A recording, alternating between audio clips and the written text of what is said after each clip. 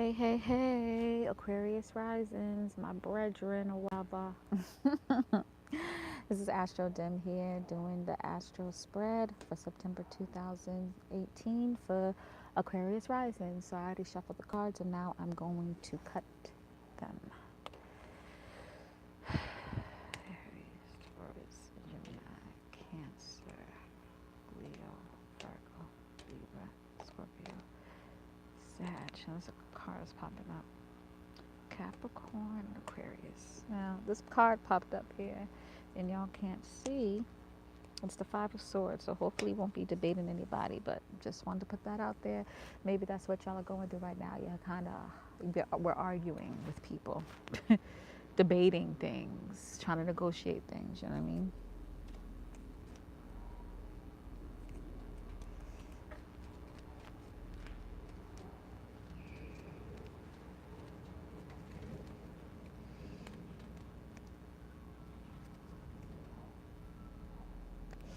Okay. So I'm trying to see. Okay, I'm gonna just pick up from the top here and just do the reading. Okay, I'm just gonna turn this over. Two of Wands, the Moon card, the World, Queen of Swords, Ten of Cups. Someone else had the Ten of Cups, and I don't remember who. I'll try to figure that out. Um,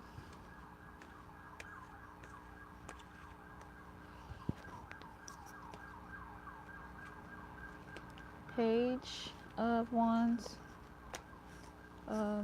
Three of Pentacles, Queen, I said Three of Pentacles, Queen of Pentacles, Ace of Cups, High Priestess, Seven of Swords. It's funny. And the Lovers. Huh. All right, y'all. So the Two of Wands. We're trying to figure out what creative endeavor we should choose. Should we go this way or that way? You're trying to figure out which passions you should follow. Um, it's kind of driving you a little bit nuts, honestly. Your head's all over the place. You are extremely passionate on both of these things, and it's being really difficult. This is just very, very difficult for you. That's the best way to say it. It's just really difficult. You're trying to make a decision on how you should express yourself, how you should endeavor that kind of fell into your lap, um, or just you're just trying to make a decision here, okay? Um, but yeah, that's what I generally feel is we're trying to make a decision. It's going to help us creatively.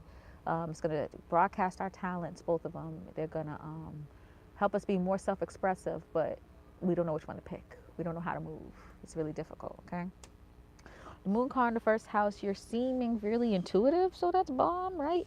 And actually, that's actually really good for me because I had a spike in readings. And, I always get good reviews when I read, but I've been having people write me like love letters on how much they resonated with the reading. And so yeah, I think that's true. People are definitely seeing you as more of an intuitive being, but also you're just generally being more emotional with how you feel about yourself, about your personality, your persona, your appearance. Maybe you want to lose weight. Maybe there's this weird thing about you that's not so good that you want to change. Like you're just feeling really emotional and you really want to attack those emotions and address them and work on your self-sabotaging ways, just self-undoing.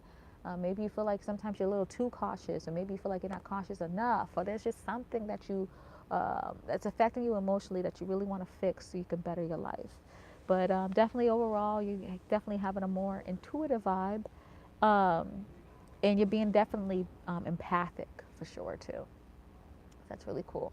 The World card. Oh, hey. The World card. Oh, thank you, Zenab. That's so sweet. Thank you so much. And thank you for your time as well. I really do appreciate it. Um, so, for the World card, um, what I'm seeing here is that this is an interesting card. So it seems like things are finally going into your favor, but you have a lot of work to do still. Okay, the World card is interesting because when you kind of think of imagery, especially with these older cards, right? You see like fruits and flowers. It shows like beauty. It's kind of these things are very Venusian, right? It shows beauty. It shows abundance and happiness. But you see, this person is still holding the world. They have the world on their shoulders, and so it's saying that after all the hard work you've done, you're going to get that abundance. It's going to take a little while, but you're getting somewhere. You're getting there. Okay, so it's kind of showing you that, especially with it being the second house, that yes, we see you working hard, trying to be better, trying to understand your worth, your self-worth, trying to build up your confidence, and you're going to get the reward of material possessions and material wealth. But you just have some more work to do, okay? To kind of go back to the first house too, Mars is in our first house right now. And so during this month of September, right? And so we definitely are motivated and driven to change ourselves for the better in general, to go and work. Honestly, we're actually motivated to change our appearance, to look a little more presentable. Appearance in literal our physical body, and change our appearance as how we come off to people. Maybe we're trying to be a little bit more assertive, definitely stronger. Um, oh, I see you, Zeneb. So I'm because I do see something in your second house. I'm not second house, your eighth house, too. So the second house information is going to help you, but when I go to the eighth house, that's going to probably clarify some things too. But basically, yeah, that was that alone, if I were to look at it, it's going to take a while for it to come through and to work out. And it's funny because it's in the second house, and Taurus rules the second house, um, generally, naturally. We actually have Pisces in the second house. But with that, though, it's going to take a while for it to come, but it's going to eventually come, and you're going to get your abundance, okay? The universe sees that you're working hard here, okay? But kind of to go back here, I feel like we might try to be more active and try to change our appearance, both our physical appearance and how we just seem in general, right? And then with Neptune in Pisces, right?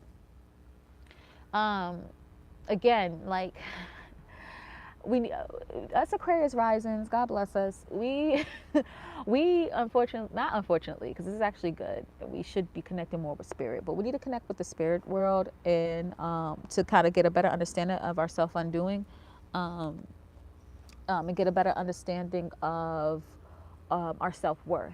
Okay, it takes spirituality. What I'll say is try to really reflect and think back on your self undoing and self sabotaging ways. It's probably greatly connected to you feeling unworthy, you not having the confidence that you should, and that's why you're not having the money you should, because people think that you're not that worthy, because you're putting off as if you're not as worthy because your confidence is low. So maybe if you kind of work on your self-worth a little bit more and a little bit longer, then it's going to actually turn into our favor. But Neptune retrograde in general kind of creates delusions. Um, oh, thank you, Zeneb. You're so sweet. You're so nice. Thank you. Um, but with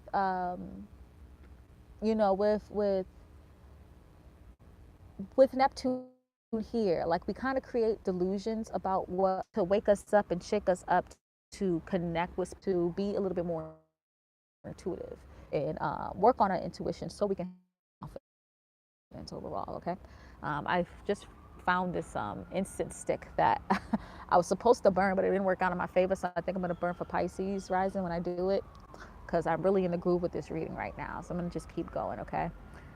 Third house. This is fun. Third house. Queen of Swords, which is interesting because the sword energy is air energy. The third house is ruled by air naturally, but for us that is the Aries house. Okay, for most of us, actually, my third house is ruled by Taurus because my second house is intercepting, but nonetheless, let's just keep on with the reading. For unintercepted folks, definitely you have Aries in the third house, okay? So your mouth, Aquarius risings, y'all's mouth. Quite stern. You're very intelligent, you're very smart and quick on your feet, but you also are in this month, you're not playing no shit whatsoever. And so you're really snappy and you're stern with how you speak. And then you have naturally an Aries third house. So that means that, you are a little bit aggressive when you speak and a little authoritative when you speak, and it might be throwing some people off. So you might want to just cool off with with how you're speaking to people, because you might be pushing people away. And the third house is all about not just communicating and thought processes, but it's also about you learning from others. And you can't learn from others if people keep running away from you. You get what I'm saying? Chiron is in the third house for Aquarius risings, because Chiron's in Aries. And with Chiron being in the third house, we are definitely we're connected to people ridiculing our appearance, personality, or persona, and how that affects us in our communication and our thoughts about ourselves. You know what I mean?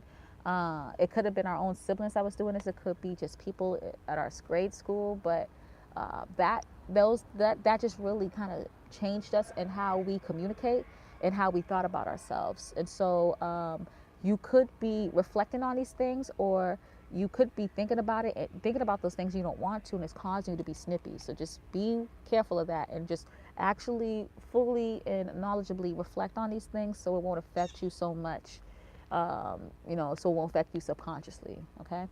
Fourth house is Taurus, and we have the Ten of Cups here. So our family life is actually going well. We are celebrating something. We are very joyous, and we are happy here. So this is lovely. Having Taurus in the fourth house too. And so we definitely feel that with our family and with our home life, and in generally with our emotions. And so we are just emotionally fulfilled and happy this month, which is nice. Okay, really, really good. If you don't feel it now, you're definitely going to feel it by the end of this month. Okay. Or at least that's the goal of the month. And so by the end of this month, maybe first week of October, we're going to start really feeling that. Okay. Also, Uranus is in here. So I feel like we are being, what's making us fulfilled emotionally are things that are unconventional to the family, okay? Unconventional to your family could be adopting, could be just having an unnormal family, or doing things that family members usually don't do. Like this is kind of going far, but like the family trip to the strip club.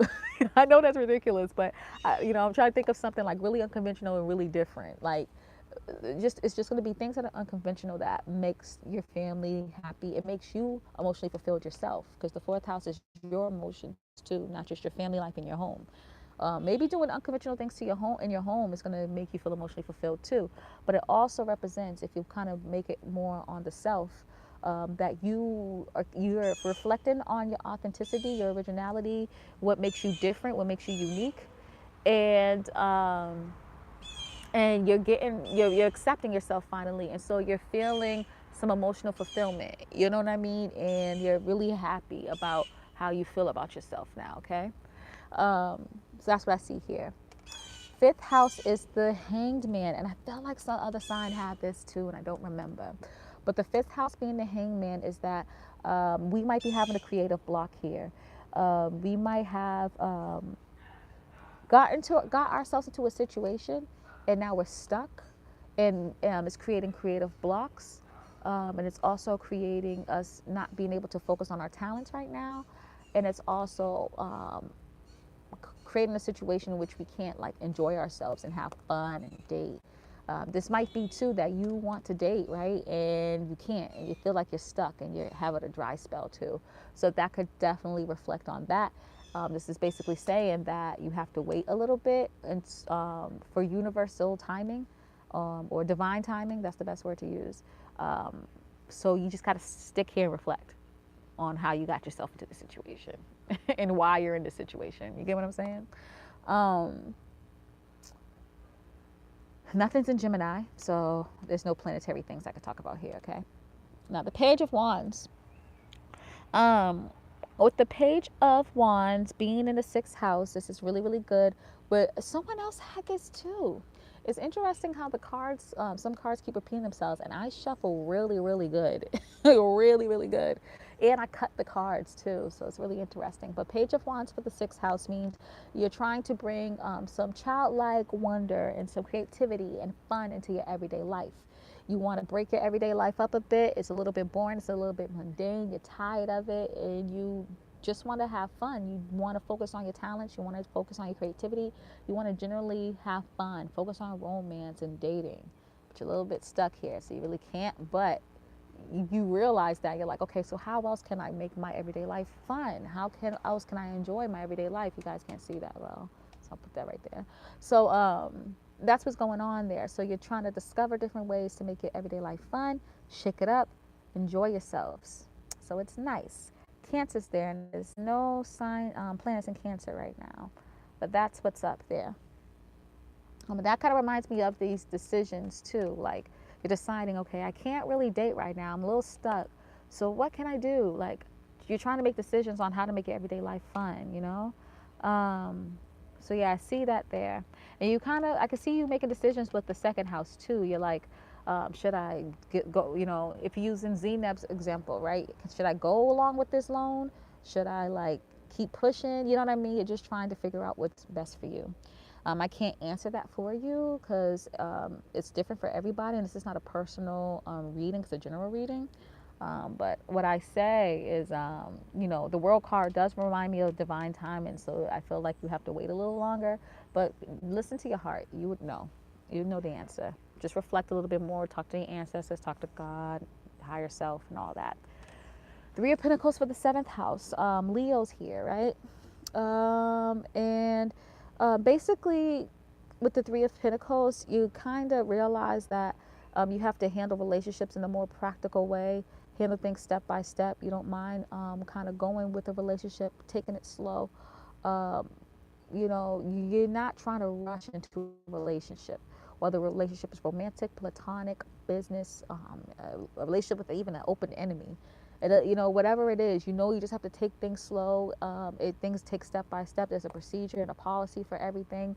So you can't just run wild with it. And you have a great understanding of that, and you are aware of that, okay? So you're willing to take the steps to kind of have this relationship grow. North Node is in Leo. So this is part of your life path. You're supposed to be taking things slow. That's the best thing to do. You're supposed to learn from the relationship that you're in. And when you gradually grow in a relationship, it really not only learn so much more about the person, but you learn so much more about yourself too. Um, yeah, that's true. I'm very confused as I was in a 3-day party situation, um, but left me in the cold and go back to his wife, but still haunting me. Oh, Zeneb, I'm sorry about that. Yeah, that's tricky. That's really tricky. Um, you know what's funny too is that I usually don't follow the numbers, but Three of Pentacles represents a lot of people see threes and they're like, that's a three-party situation.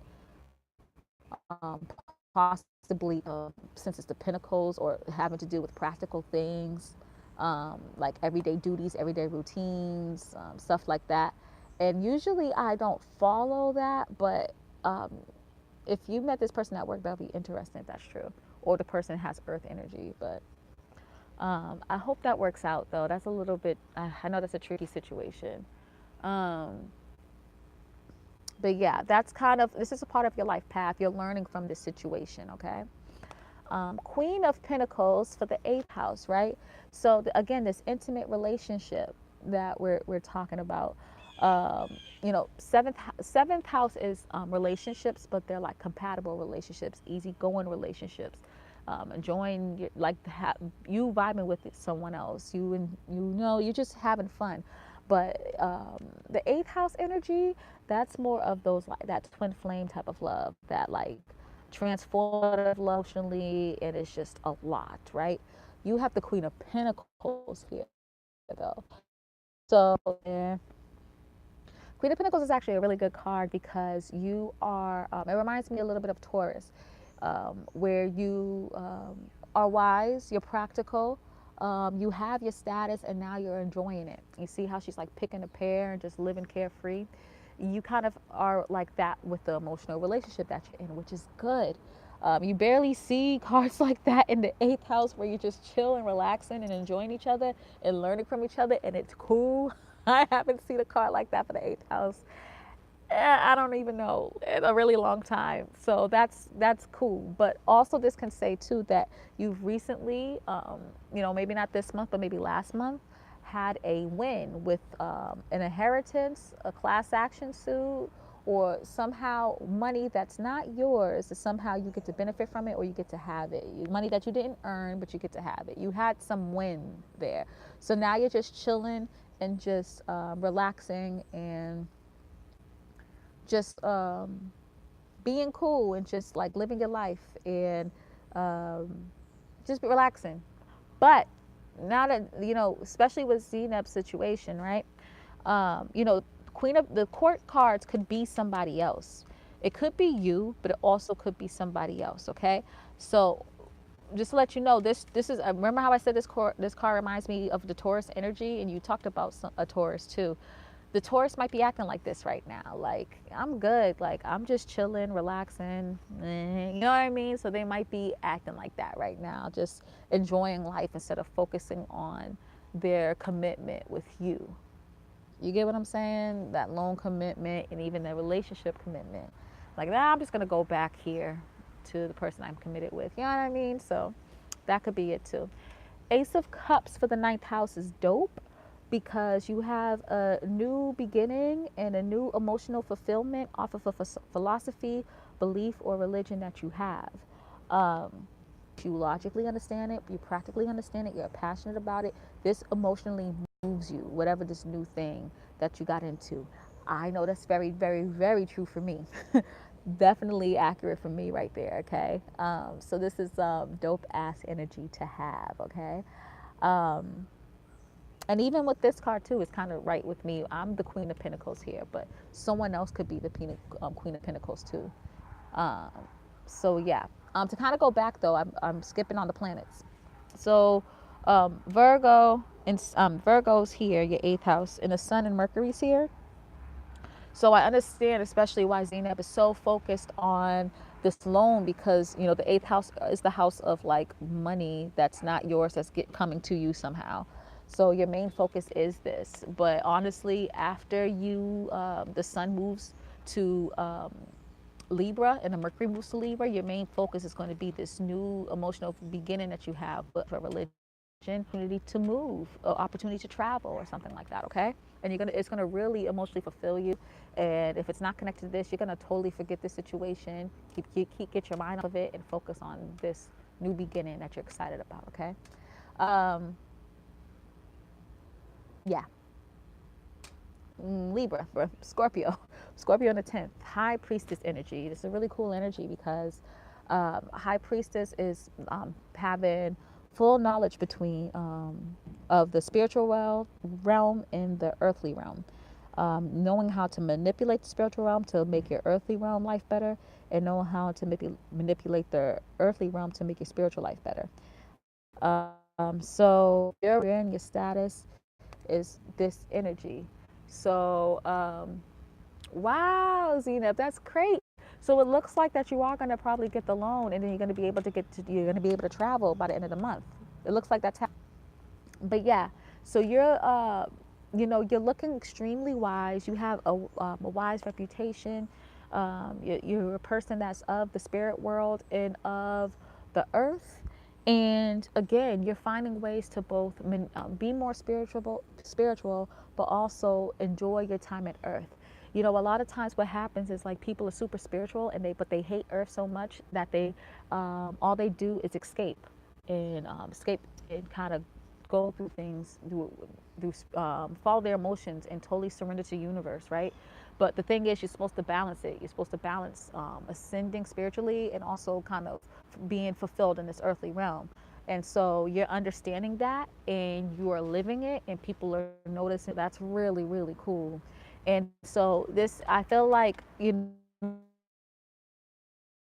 could be making, like, should I focus more on the world or the world? Like, I'm gonna do that in a month. Dope. Okay. Seven of Swords for the 11th house. People are throwing darts at you. People are saying fucked up things at you, and you don't give a damn. You really don't care. You're like, yeah, whatever. You're on top of it. Is it the best thing? No, it sucks that people are doing this, especially people within your circle, your friends, the people that you care about, your non-immediate family members, your circle is doing this. They're throwing darts at you, subliminal maybe to you. But yeah, it looks like you're on top of it and you really don't give a damn. You're like, yeah, whatever. That's what it is. The Lovers card for the 12th house. Actually, let me go back again. Scorpio and Jupiter's here. So I'm thinking that you're again, you're desiring to balance the earthly realm and the spiritual realm in your life, right? Which is that Venus situation, and you're desiring it because you're trying to not only get material possessions and money, but you want a better relationship too. You want to relate to people in general in a better way. And so, what you're doing is looking at different philosophies on how to connect with people intimately, how to, about intimacy in general, and about like gaining money, like maybe even ancestral money or something like that. So that's kind of represents the whole Jupiter Venus connection here. Um, there's no planets in Sag, so let's move over to Capricorn. The Lovers cards here. So I feel like that you could be, and I know this is definitely right for me, be connecting to a soulmate, a twin flame, or a karmic relationship spiritually before it manifests in the physical. I'm a sun in Capricorn, so this is definitely true for me, and it's something that I do all the time. And if my son's in Capricorn, I mean, I have a Leo seventh house. My seventh house ruler is in Capricorn. So in the 12th house is the house of the spiritual realm, earthly realm, dream world, all that stuff. So that's definitely true for me. But even if you don't have that placement, that definitely means that you regardless, most Aquarius risings are connecting with a twin flame, a karmic relationship, a romantic relationship, a life partner, all different types of soulmate relationships, whether romantic or platonic. They're meeting up with these people in the astral realm, in the dream world, in the etheric world, to kind of talk about some things about you guys possibly meeting if you haven't met yet. You're kind of like, preparing yourself for it. Or maybe you are doing some dream work with somebody, or something similar to that. Like you're meeting with people that's supposed to be in your life or are already in your life spiritually too. So pay attention to your dreams for sure, okay?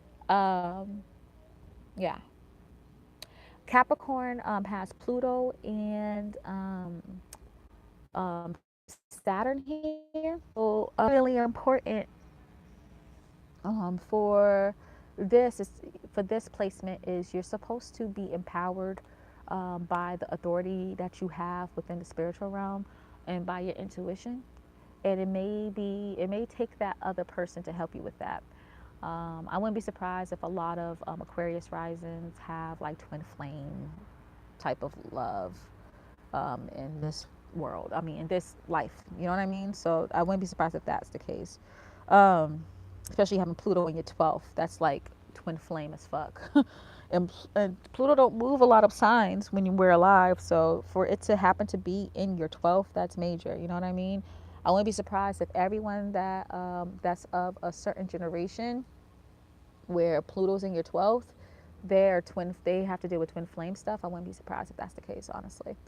And then Saturn in your 12th too, again, gain an authority to gain some status in the spiritual realm. It's really, really important for you, and you might need that partner, that twin flame partner, that karmic partner to coming.